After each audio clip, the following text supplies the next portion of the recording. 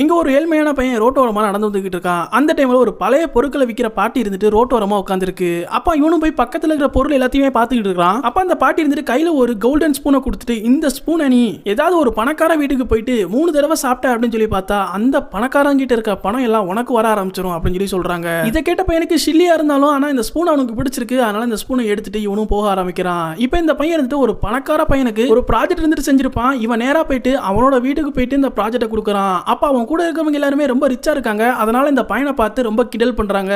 ஆனா இவனுமே எதையுமே கண்டுக்கிடாம இவன் கையில இருக்கிற ப்ராஜெக்ட்டை கொடுத்துட்டு கரெக்டா கிளம்ப போறான். அப்ப இவங்களே ரொம்ப ரிச்சா இருக்கிறவங்க வந்துட்டு, எங்க வீட்டுக்கு வந்த யாருமே நாங்க சாப்பிடாம அனுப்புனதில்ல, நீ சாப்பிடலாம் அப்படின்னு சொல்லி சொல்றாங்க. இந்த பையனுமே வேற வழியெல்லாம் போய் சாப்பிட உட்கார்றான். அப்பவும் கூட இவனுக்கு அந்த டேபிள்ல இருக்கிற கோல்டன் ஸ்பூனை கொடுக்காம அந்த ஸ்பூன்லாம் வந்து சாப்பிடணும்னா அதுக்கு ஒரு ரிச்னஸ் வேணும் அப்படின்னு சொல்லி கலாய்க்கிறாங்க.